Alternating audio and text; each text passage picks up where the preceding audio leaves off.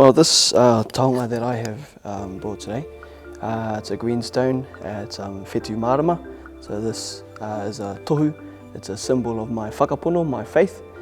So this is the whakapono that I was raised in as a young person. We refer to ourselves as morehu. So the Wairua Tapu came to a man called Taupōtiki Urimirātana on the 8th day of November 1918. And this tohu, this symbol, represents the teachings that he was given by the Wairua Tapu. Korā nira pene tōku ingoa, I te tāo tōku pāpa, no Ngāti Whātua, no Waikato, no Ngāpuhi, no Te Arawa hoki a hau, I te tāo tōku māma, no Ngāti Maniapoto, Ngāti Porou hoki. Tipu ake au, I roto o tāmaki ki te tonga. So I was raised here in South Auckland by my two parents, Kimi Ora and Suzanne Pene. So I currently work for my iwi, my Ngāti Whātua, Te Runanga o Ngāti Whātua, as the Senior Advisor to the Health and Wellbeing arm of our runanga, which is Te Haoranga. My mahi involves a whole range of things, as most Māori organisations do. We wear many pōtai, and so my mahi does involve engaging with external organisations such as government agencies. My role there is to ensure that we are achieving equity for our people in accordance to what Te Tiriti o Waitangi sets out for us. So a lot of my conversations with government is about advocacy, it's about kaitiakitanga, it's about manaakitanga for our people, and also mana Ngāti Whātuatanga, which is about us having the ability and the freedom to express our Ngāti Whātua in the way that we design contracts and deliver services. I think this is something that we're all quite aware of, which is colonisation. We all know about the impacts that this has had on us, and I guess one of the biggest things that it did do was disrupt our economic systems. And when we talk about economic systems, our understanding of economic systems is very different to what we commonly know right now in mainstream.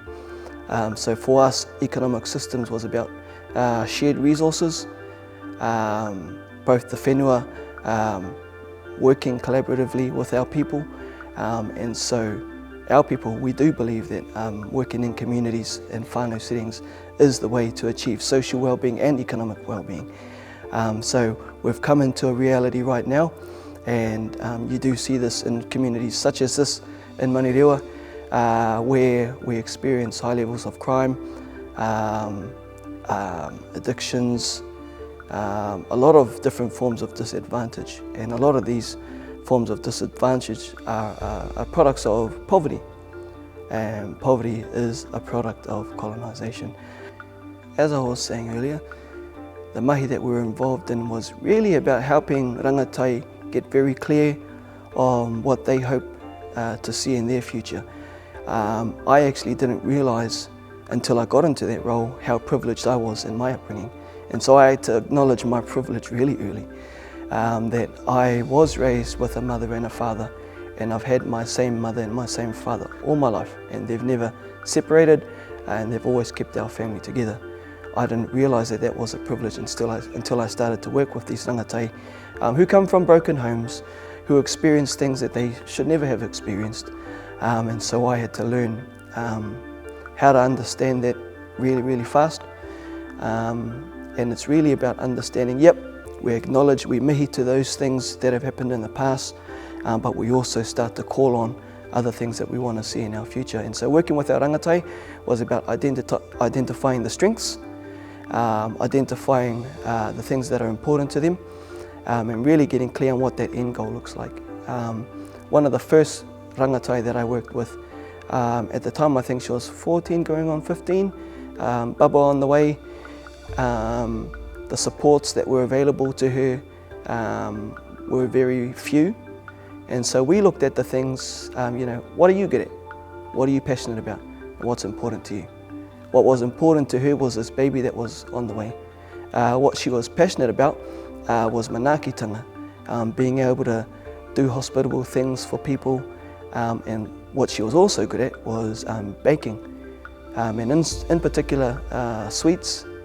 And so this 14-year-old, I'm sitting with her and I'm looking at, okay, how do we combine all of these three things together to achieve an outcome for you?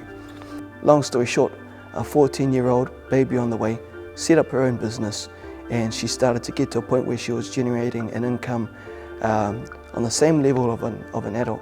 She was getting to numbers close to the thousands a week. So this is a 14-year-old.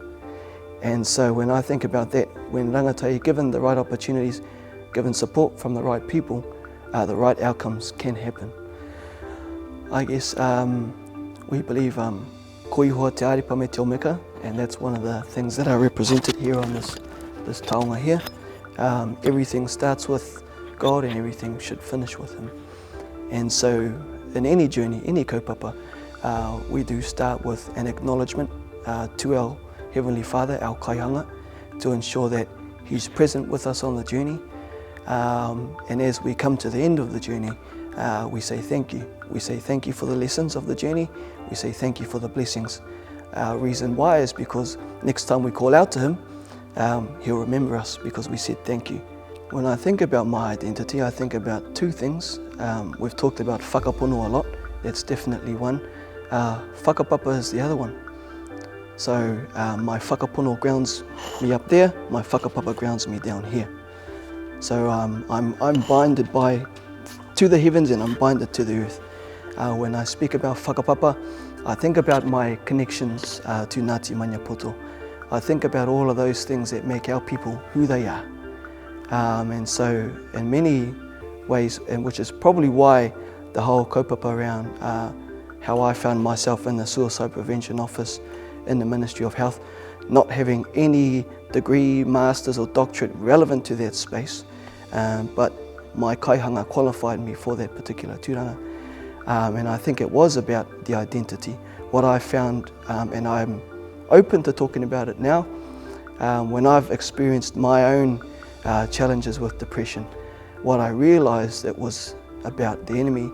He does as much as he can to disconnect you from your identity, to disconnect you and place lies in your life to make you think that you are less than what you actually are. And again, that's that kōrero, ko rātana me hātana, he tuakana, he teina. These light and darkness are brothers, and so they're always going to be around. And so the role of the enemy is to steal your identity. If he can steal your identity, he can steal your connection to what's coming to you in the future. He can cut you off from all of those blessings that your tupuna are trying to give you. He can cut you off from all of those blessings that your kaihanga is trying to give to you. I think that it is really important for Māori organisations, any organisation, to work with rangatahi. One of our rangatira of this marae, who's now passed, Koeru Thompson Tera, nāna te kōrero ko ngā rangatira, ko ngā rangatai, ngā rangatira o te naenei e hara moa popo. And so he believed that our youth are the leaders of today, not tomorrow. What I believe he was saying is that we need to place them in leadership positions now, not tomorrow. And that is about us safeguarding and protecting our futures by placing them into leadership positions, by giving them an opportunity to design the way that we do things, because when we leave, this world is left to them. So we do want to make sure that we do our best to leave this world in such a way that enhances them and chakis them.